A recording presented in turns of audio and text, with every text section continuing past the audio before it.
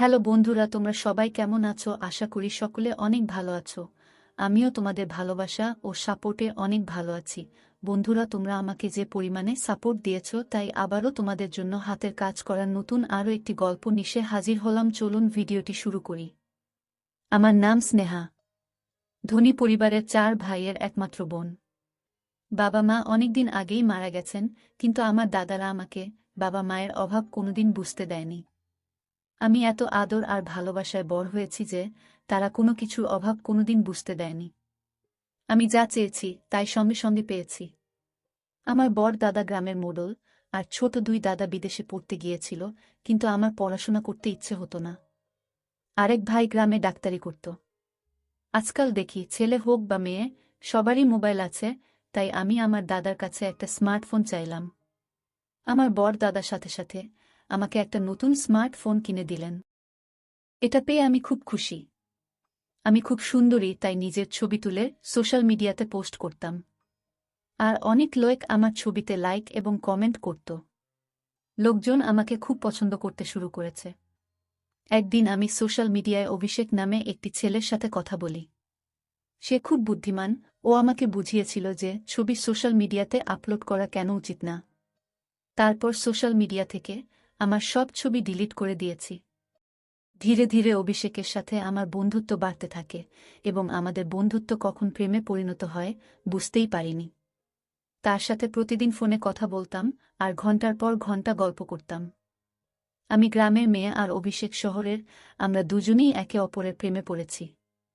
একদিন জানতে পারলাম আমার দাদা গ্রামের উকিলের সাথে আমার বিয়ে ঠিক করেছেন, কিন্তু আমি অভিষেককে ভালোবাসি, তাই অন্য কাউকে বিয়ে করব কিভাবে? আমি আমার বৌদিকে অভিষেকের কথা বললাম। যখন বৌদি দাদাকে বলল অভিষেককে আমি ভালোবাসি, তখন দাদা আমার হাত থেকে মোবাইল কেড়ে নিয়ে আমাকে বলে, ওই ছেলের সাথে কথা বলবি না, সোশ্যাল মিডিয়ায় দেখে কারো প্রেমে পড়া ঠিক না। এই ধরনের মানুষরা সব সময় প্রতারক হয়, যারা মেয়েদেরকে প্রেমের ফাঁদে ফেলে প্রতারণা করে। কিন্তু অভিষেক এরকম না। আমি দাদাকে বোঝানোর অনেক চেষ্টা করেছি, কিন্তু দাদা আমার কোনো কথা শোনেননি। দাদা আমাকে অভিষেককে ভুলে যেতে বলেছিলেন, কিন্তু আমি ভুলতে পারিনি।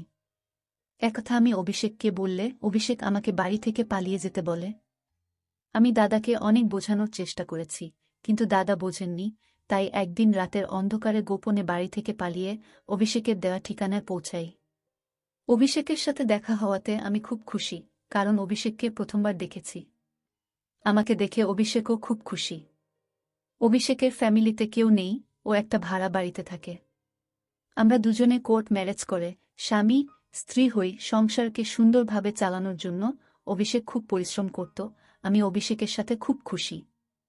আমি বাড়ি থেকে পালিয়ে এসেছি, তাই হয়তো আমার দাদারা আমাকে খুঁজে বের করার চেষ্টা করেছে, কিন্তু তাতে আমার কিছু যায় আসে না। আমি আমার স্বামীকে নিয়ে খুশি। অভিষেক ও আমার ছোটখাটো প্রয়োজনের যত্ন নিত। আমি আমার জীবনে এই সিদ্ধান্ত নেওয়ার জন্য কখনো আফসোস করিনি, কিন্তু একদিন আমার সাথে এমন ঘটনা ঘটল যা আমি কখনো কল্পনাও করিনি। একদিন আমি ফোন পেলাম, আমার স্বামীর অ্যাক্সিডেন্ট হয়েছে।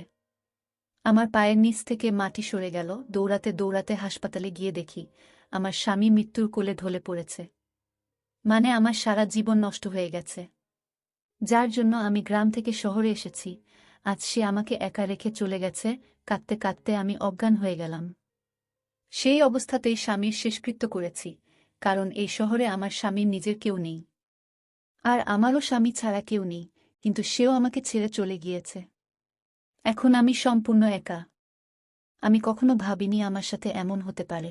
আমি খুব একটা শিক্ষিত না, এবং আমার যা কিছু আইডি ছিল সব দাদাদের বাড়িতে। আর আইডি না থাকায় আমি কোনো কাজও পাচ্ছি না। বিয়ের মাত্র 2 মাস পরে অভিষেকের মৃত্যুর পর আমি দাদাদের সাথে যোগাযোগ করার চেষ্টা করলে তারা আমাকে অস্বীকার করে, বলে তুই আমাদের জন্য মরে গেছিস, তুই আর এ বাড়িতে পা দিবি না। আমরা সারা গ্রামে বলে দিয়েছি তুই মারা গেছিস, আর একটা লাশ এনে গ্রামের সবাইকে দেখিয়েছি। আমি জানতাম যে দাদাদের কাছ থেকে আমি এরকমই উত্তরই পাব। কিন্তু আমি এখন কিভাবে বাঁচব?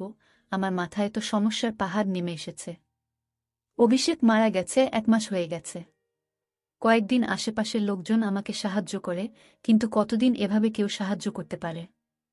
আমি ঘরের কিছু জিনিসপত্র বিক্রি করে কোনোরকম খেয়ে পরে বাঁচতে লাগলাম। কিন্তু ভাড়া না দেওয়ায় একদিন বাড়িওয়ালা আমাকে বাড়ি থেকে বের করে দিলেন। এখন এমন খারাপ দিন এলো যে আমি রাস্তায় ভিক্ষা করতে বাধ্য হলাম। যখন কেউ খাবার দিত তখনই খেতাম, না হলে খালি পেটেই ঘুরে বেড়াতাম। থাকার জায়গা ছিল না, তাই রাস্তায় দিনরাত পড়ে থাকতাম। একদিন খিদের জ্বালা সহ্য করতে না পেরে একজন লোক ভিক্ষা দিতে এলে আমি তার পা ধরে বলতে লাগলাম, স্যার, আমি 2 দিন কিছু খাইনি, আমাকে কিছু খেতে দিন। দয়া করে আমাকে কিছু খেতে দিন, না হলে আমি মরে যাব। তিনি আমাকে বললেন, তুমি কি আমার বাড়িতে যেতে পারবে? একথা শুনে আমি অবাক হয়ে গেলাম। তিনি বলতে লাগলেন, আমার বউ মারা গেছে, আমার একটি ছেলে আছে, বয়স 4 বছর। আমি চাই তুমি আমার ছেলের দেখাশোনা করো। যদি তুমি তার দেখাশোনা ঠিকমতো করতে পারো, তাহলে আমি তোমাকে থাকা খাওয়া সব দেব এবং তুমিও বেঁচে যাবে। যাই হোক, আমার জীবন খুব কষ্টে চলছিল, আমার থাকার কোনো জায়গাও নেই। বাড়িওয়ালাও বাড়ি থেকে বের করে দিয়েছিলেন। এখন কেউ খাবার দিলে খাই, না দিলে না খেয়ে থাকি। তাই আমি সাথে সাথে রাজি হয়ে লোকটির সাথে তার বাড়িতে গেলাম। বাড়িটা অনেক বড় এবং সে খুব ধনী। ওই বাড়িতে উনি ছাড়া একটা ছোট বাচ্চা ছিল যার বয়স 4 বছর। উনি আমাকে খাবার খেতে দিলেন আর বললেন, আরামসে পেট ভরে খাও। প্রথমে তো আমি পেট ভরে খাবার খেলাম। খাবার খাওয়ার পর তিনি আমাকে বললেন, তুমি এই বাড়িতে আরামে থাকতে পর, এখানে তোমার কোনো সমস্যা হবে না। এই বাড়িতে শুধু আমি আর আমার ছেলেই থাকি।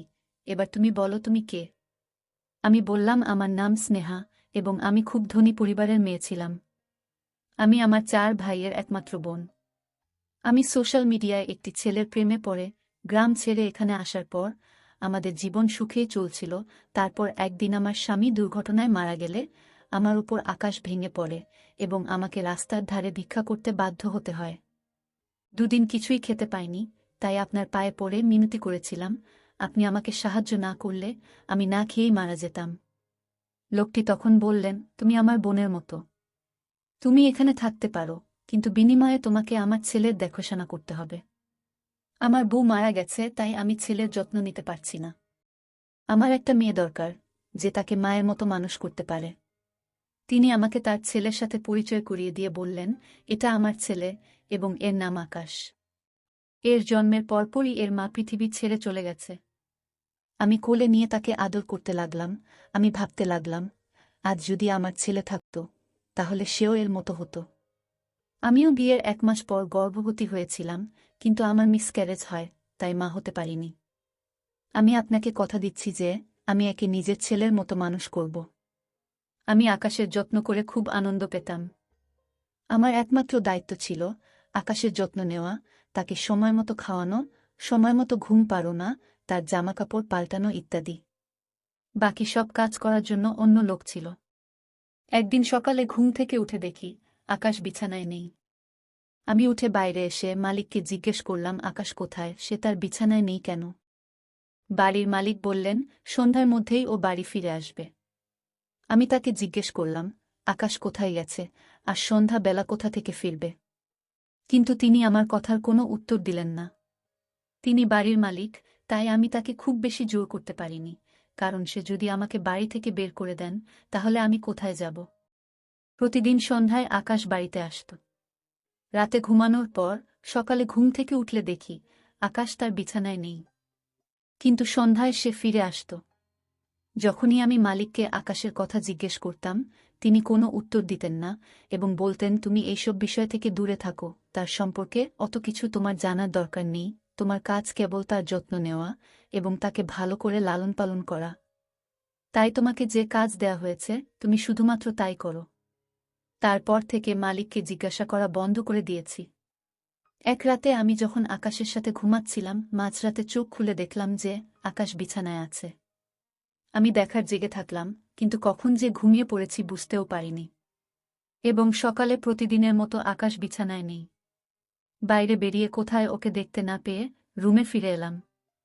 এর আগে কখনো ভাবিনি মালিক কি কাজ করেন। আমি শুধু আমার কাজ নিয়ে ব্যস্ত থাকতাম, এই বাড়িতে সব পাচ্ছিলাম, তাই বেশি কিছু ভাবিনি। কিন্তু একদিন কাজের মহিলাকে জিজ্ঞেস করলাম যে মালিক কি কাজ করেন। তখন সেই কাজের মেয়েটি আমাকে বলল যে তিনি একজন পুলিশ ইন্সপেক্টর। অবাক হয়ে আমি ভাবতে লাগলাম, আমি একজন পুলিশ অফিসারের বাড়িতে। একদিন দেখলাম একটি ফাইল মালিকের টেবিলে রাখা। আমি সেটি তুলে নিয়ে ভিতরে রাখতে যাচ্ছিলাম, হঠাৎ করে সেই ফাইলটা আমার হাত থেকে পড়ে, ওর ভেতর থেকে অনেক কাগজ বেরিয়ে পড়ে। আমি সেই কাগজগুলো গোছাতে গেলে সেখানে একটা ফটো দেখে আমি হতবাক হয়ে গেলাম। আমি অবাক হয়ে ভাবলাম, আমার স্বামীর ছবি এখানে কেন? ভাবলাম মালিক যদি জানতে পারে আমি এই ছবিটি দেখেছি, বা আমি এই ছবির কোটির স্ত্রী, তাহলে মালিক আমার কি অবস্থা করবে? ভয়ে তাই তাড়াতাড়ি সবকিছু গুছিয়ে ফাইলটি মালিকের ঘরে রেখে ফিরে এলাম। এখন আমার ভয় করতে লাগল, এবং সবচেয়ে বড় ব্যাপার ভীষণ টেনশনে পড়ে গেলাম, কিন্তু তবুও আমি এখান থেকে যেতে পারিনি।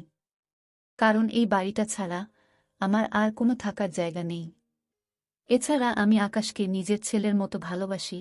তাছাড়া এই ছবির রহস্যটাও জানতে চাই, এই পুলিশ লোকটা কিভাবে ছবিটা পেল। ভাবলাম আমার দাদারা অভিষেককে খুঁজে বের করার জন্য এই পুলিশ অফিসারের কাছে কেস ফাইল করতে পারে, কিন্তু দাদারা কখনো অভিষেককে দেখেনি। মনের মধ্যে অদ্ভুত অদ্ভুত সব ভাবনা আসছিল, কিন্তু মালিককে জিজ্ঞেস করার সাহস পেলাম না। 4 মাস হয়ে গেল আমি এখানে আছি। বাচ্চাটি আমাকে মা বলে ডাকতে শুরু করেছে, কিন্তু এতে মালিকের কোনো আপত্তি নেই। তারপর মালিক আমাকে একটা মোবাইল দিয়ে বলল, তোমার সাথে কথা বলার দরকার হতে পারে, তাই এটা রাখো। একদিন আমার মোবাইলে একটা ফোন আসে, আমি কাজে ব্যস্ত ছিলাম, তাই কল ধরতে পারিনি। পরে মোবাইলের দিকে তাকাতেই একটা অচেনা নাম্বার ভেসে উঠল। আমি খুব একটা পাত্তা দিলাম না। কিছুক্ষণ পর সেই নাম্বার থেকে একটা মেসেজ এলা, তাতে লেখা ছিল, স্নেহা, তুমি কেমন আছো? খুব অবাক হলাম। ভাবলাম হয়তো এখানকার কোনো কাজের মেয়ে আমার সাথে মজা করছে, তাই আমি ওই মেসেজের রিপ্লাই দেইনি। এরপর প্রতিরাতে এই নাম্বার থেকে মেসেজ আসতে থাকে। মেসেজে নানা রকমের কথা, আমার পুরানো জীবন এবং মাঝে মাঝে আমার দাদাদের সম্পর্কে বিভিন্ন কথা। আমার স্বামী একমাত্র ব্যক্তি ছিলেন যিনি আমার সম্পর্কে এইসব কথা জানতেন। আমার সাথে যা ঘটছে তাতে আমি ভয় পেয়ে গেলাম। জানি না কে সে, আর কেন সে আমাকে জ্বালাতন করছে। সে বলতো, তুমি আমাকে তোমার বন্ধু মনে করতে পারো, তোমার একানা সমস্যা হলে আমাকে মেসেজ করে জানিও, আমি তোমার সব সমস্যার সমাধান করে দেব। কিন্তু আমি ভয় পেয়ে নাম্বারটি ব্লক করে দিলাম। তারপর সে আমাকে নতুন নতুন নাম্বার দিয়ে মেসেজ করতে শুরু করে। আমি যত নাম্বার ব্লক করি সে তত নতুন নাম্বার দিয়ে আমার সাথে কথা বলার চেষ্টা করত। সে এমন এমন কথা বলতো যে আমি টেনশনে পড়ে যেতাম। যাই হোক, ধীরে ধীরে আমি তাকে বিশ্বাস করতে শুরু করি এবং তার সাথে কথা বলতে শুরু করি। আমার যে কোনো সমস্যা তার সাথে শেয়ার করি। সে আমার পুরনো জীবনের কথা বলে, আমার সাথে মজা করে। যখন আমি তাকে জিজ্ঞাসা করতাম সে আমার সম্পর্কে এসব কথা কিভাবে জানল, সে আমার প্রশ্নের কোনো উত্তর দিত না, কিন্তু নিজের সম্পর্কে বলত যে তিনি অবিবাহিত এবং এই পৃথিবীতে তার কেউ নেই। আমারও এই পৃথিবীতে কেউ ছিল না, তাই আমাদের ভালো বন্ধুত্ব হয়ে গেল। আমি চেষ্টা করতাম কারো সামনে তার সাথে কথা না বলতে, সেজন্য আমি তাকে বলেও ছিলাম যে আমি কারো সামনে তার সাথে কথা বলতে পারবো না। সে বলল, ঠিক আছে, রাতে সবাই যখন ঘুমাবে তখনই কথা বলবো। এখন আমরা গভীর রাত পর্যন্ত গল্প করতাম। গভীর রাত পর্যন্ত গল্প করার কারণে ঘুম ভাঙতে দেরি হতো। সকালে ঘুম থেকে উঠে আকাশকে দেখতে পেতাম না। আমি তার সাথে এ বাড়ির বিষয়ে কোনো কথা বলতাম না, কারণ আমি এই বাড়ির নুন খাচ্ছিলাম। আর সে কে তাকে আমি চিনতাম না। সে আমাকে নিজের সম্পর্কে যা বলেছিল তা সত্যি কিনা জানি না। এটা আমার জন্য শুধু টাইম পাস। সারাদিন একা একা বিরক্ত হতাম। আকাশও সন্ধ্যায় বাড়ি ফিরত, আর চাকররা ঘরের সব কাজ করত, তাই ওর সাথে কথা বলে সময় কাটাতাম। 2-3 দিন ধরে ও আমাকে বলতো আমার সাথে দেখা করতে চায়, কিন্তু আমি তার সাথে দেখা করতে রাজি হতাম না। তাই সে বলতো সে আমার সাথে দেখা করতে আমি যেখানে থাকি সেখানে আসবে। একদিন সন্ধেবেলা আকাশ বাড়িতে আসার পর মালিক আমাকে সন্ধ্যার খাবারের ব্যবস্থা করতে বললেন, কারণ আমার বেস্ট ফ্রেন্ড অনেকদিন পর আমার বাড়িতে আসছে। তাই আমি চাই তুমি নিজের হাতে তার জন্য ভালো ভোলা খাবার তৈরি করো। আমি মালিককে বললাম, ঠিক আছে। আমি অনেক খাবার তৈরি করে রাখলাম। ও ঘণ্টা পর শুনতে পেলাম বাইরে কেউ কথা বলছে। তাই চা জলখাবার নিয়ে নিচে এলে নিচে হলঘরে বসে থাকা লোকটাকে দেখে আমার পায়ের নিচ থেকে মাটি সরে গেল। আমি স্তব্ধ হয়ে বোঝার চেষ্টা করছি, কিন্তু বুঝতে পারছি না। কিছুক্ষণ পর আমি অজ্ঞান হয়ে পড়ি। যখন জ্ঞান ফিরল তখন আমি আমার বিছানায় শুয়ে, মালিক এবং সেই লোকটি আমার বিছানার কাছে দাঁড়িয়ে। লোকটি আর কেউ নয়, আমার স্বামী অভিষেক, যার শেষকৃত্য আমি নিজে দাঁড়িয়ে থেকে দেখেছি। আমি হতবাক হয়ে অভিষেকের দিকে তাকিয়ে আছি। আমি বিশ্বাস করতে পারছি না যে সে আমার সামনে জীবিত দাঁড়িয়ে আছে। অভিষেকও আমার দিকে একমনে তাকিয়েছিল এবং তার চোখে জল দেখতে পাচ্ছি। অভিষেক আমাকে বলল, স্নেহা, বিশ্বাস করো, আমি তোমার অভিষেক, যে তোমাকে খুব ভালোবাসে। দেখ, আমি বেঁচে আছি। এই বলে সে আমার কাছে বসল। আমারও চোখে জল। আমি তাকে ছুঁয়ে দেখলাম। তারপরে নিশ্চিত হলাম যে সে সত্যিই জীবিত এবং আমার সামনে বসে। আমি তাকে জড়িয়ে ধরে খুব কাঁদতে লাগলাম। সেও আমাকে জড়িয়ে ধরে খুব কাঁদছিল। তার চলে যাওয়ার পর আমার সাথে যা যা ঘটেছিল তার সবই মনে পড়তে লাগল। আমি অভিষেককে জিজ্ঞেস করলাম, তুমি যদি বেঁচেই ছিলে, তাহলে কে সে ব্যক্তি যার শেষকৃত্য আমার চোখের সামনে হয়েছিল এবং যার মৃতদেহ আমি দেখেছি, সে কে? আমি অভিষেককে আরও বললাম, তুমি জানো যে তুমি ছাড়া এই পৃথিবীতে আমার কেউ নেই, তাহলে এতদিন আমার থেকে দূরে ছিলে কেন? আমি বলছিলাম আর কাঁদছিলাম। তখন অভিষেক বলল, এটা অনেক বড় ব্যাপার, অনেক রহস্য আছে, যা শুনলে তুমি চমকে যাবে। আজ আমি তোমাকে একে একে সব রহস্য বলতে চাই। তুমি যে রং নম্বরে কথা বলতে, সেটা আর কেউ নয় আমি। আমি তোমাকে বলেছিলাম যে আমি তোমার সাথে তোমার বাড়িতে দেখা করব। দেখো, আমি এখানে এসেছি। তখন আমার খেয়াল হলো, যে ছেলেটা আমার সাথে কথা বলতো, সে আমার সম্পর্কে এসব কথা জানত কিভাবে, যা আমি আর আমার স্বামী ছাড়া কেউ জানত না। কিন্তু অভিষেক যে বেঁচে থাকতে পারে, সেটা কখনোই ভাবিনি। অভিষেককে বললাম, তুমি বেঁচে থাকলে এতদিন কোথায় ছিলে? আমি সব কিছু জানতে চাই। অভিষেক বলল, আমি তোমাকে সব কথা বলবো। তুমি যখন বাড়ি ছেড়ে এখানে এলে আর আমাদের বিয়ে হলো, কয়েকদিন পর তোমার দাদারাও এখানে এসে আমাদের সম্পর্কের সব তথ্য নিয়ে যায়। যদিও তারা গ্রামের সকলের কাছে বলেছিল যে তুমি অ্যাক্সিডেন্টে মারা গেছ। এমনকি তারা একটা লাশ নিয়ে সকলের কাছে প্রমাণ করে যে তুমি সত্যিই মারা গেছ। কারণ গ্রামবাসীরা যদি জানত যে মোডালের রেবান বাড়ি থেকে পালিয়ে গেছে, তাহলে তাদের নাক কাটা যেত। আর আপমানের ভয়ে তোমার দাদারা গ্রামে মিথ্যাচার করে প্রমাণ করেছে যে তুমি মরে গেছ। কিন্তু তারা আমাকে শত্রু করে নেয়, যেহেতু তাদের বোনকে আমি বিয়ে করেছি। তোমার দাদারা আমাকে সর্বত্র খুঁজছে। একদিন তোমার দাদারা আমার মোবাইল নম্বর জানতে পেরে আমাকে ফোন করে হুমকি দেয় এবং বলে যে আমার সাথে সাথে তারা তোমাকেও মেরে ফেলবে। একদিন রাস্তা পার হওয়ার সময় একটা গাড়ি জোরে ছুটে আসছিল। আমি তো লাফিয়ে পড়ে কোনো রকমে প্রাণে বাঁচলাম, কিন্তু অন্য এক পথচারী দুর্ঘটনায় পড়ে প্রাণ হারান। তারপর আমি ওখান থেকে পালিয়ে আসি। তোমার ভাই ইচ্ছা করে আমাকে মারতে চেয়েছিল, তারপরেও তোমার দাদারা ফোন করে বলেছিল, এইবার তুমি বেঁচে গেছ, তাই ভেবো না যে তুমি প্রতিবার বেঁচে যাবে। তোমাকে না মারা পর্যন্ত আমরা থামব না। তোমার বাড়ির লোকেরা আমার জীবনের শত্রু হয়ে উঠেছে। আমার সাথে আরও অনেক ঘটনা ঘটেছে। প্রথমে আমি জানতাম না এগুলো তোমার দাদারা করছে, কিন্তু যখন থেকে হুমকি এফান আসা শুরু হলো, তখন বুঝলাম যে তোমার দাদারা আমার সাথে এসব করছে। আর যার বাড়িতে তুমি আছো, সে আমার ছোটবেলার বন্ধু এবং একজন পুলিশ অফিসার। আমি তার কাছে সাহায্য চাই এবং সে আমাকে সাহায্য করতে রাজি হয়। 1 মাস ধরে আমি জীবন বাঁচানোর জন্য বিভিন্ন জায়গায় দৌড়াতে থাকি। এরপরে তোমার জন্য চিন্তা হতে শুরু করে। জানতাম যে আমার বন্ধু তার বাড়িতে একা থাকে, তাই আমি তাকে বলেছিলাম যে তোমাকে কোনোভাবে তার বাড়িতে নিয়ে আসতে এবং ওকে তোমার বাড়িতে থাকতে দিতে, যাতে তুমি বিপদে না পড়ো। আমার এই বন্ধুটি যদি তোমাকে বলতো যে তুমি আমার বাড়িতে এসো, তুমি এত সহজে তার বাড়িতে যেতে রাজি হবে না, তাই সে ভাবল তার ছেলে আকাশকে বর করার দায়িত্ব তোমাকে দিলে তুমি রাজি হবে এবং সহজেই তার বাড়িতে থাকতে যাবে। এখন আমার সব সমস্যা শেষ হয়ে গেছে। আমার বন্ধু তোমার ভাইদের গ্রেফতার করেছে। আমি তোমার সামনে দীর্ঘদিন আসতে পারিনি, কারণ আমার বন্ধু আমাকে জেলের একটি কক্ষে বন্দি করে রেখেছিল। কারণ আমি যদি বাইরে থাকতাম, তবে তোমার দাদারা কোনো না কোনোভাবে আমার এখাজ পেয়ে যেত এবং আমাকে মেরে ফেলত।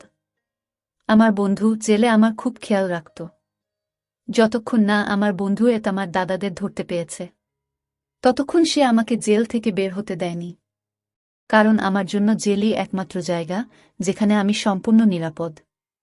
আমি অভিষেককে বললাম, আমার একটা প্রশ্ন আছে, যেটা মনের মধ্যে ঘুরপাক খাচ্ছে। আকাশ ভোরবেলা কোথায় যায়? তখন অভিষেকের বন্ধু বলতে লাগল, আমার স্ত্রী নেই এবং আমার ছেলের একজন মা দরকার। তোমার আসার 1 সপ্তাহ আগেই আমার স্ত্রী মারা গিয়েছিল। আকাশ খুব কান্নাকাটি করত। তাই আমি তোমাকে এখানে নিয়ে আসি। আমি টেনশনে ছিলাম যে আমার ছেলে তোমাকে তার মা মনে করবে কিনা, কিন্তু তুমি তার মায়ের জায়গা খুব সহজেই নিয়ে নিয়েছ। আর আমার ছেলে সকালে বোর্ডিং স্কুলে যায় এবং সন্ধ্যায় ফিরে আসে। আমার স্ত্রী অসুস্থ ছিল, সেজন্য আমি ওকে বোর্ডিং স্কুলে দিয়েছিলাম তার মনোযোগ অন্যদিকে সরিয়ে দিতে, এবং রাতে তাকে বাড়িতে নিয়ে আসতাম। তুমি আমার ছেলের খুব যত্ন নিতে। আমি তোমার কাছে ঋণী। অভিষেক তার বন্ধুকে বলল, তুমিও আমাদের অনেক সাপোর্ট করেছ। তোমার কারণেই আজ আমরা স্বামী স্ত্রী একে অপরের সাথে দেখা করতে পেরেছি। এখন আমরা দুজনেই আমাদের জীবনে খুব খুশি। আমার স্বামী চাকরি পেয়েছে এবং আমরা একই বাড়িতে থাকি। আবার অভিষেককে কাছে পেয়ে আমি খুব খুশি। আমার জীবনের সমস্ত সমস্যা কেটে গিয়েছে। ধন্যবাদ সবাইকে গল্পটা শোনার জন্য।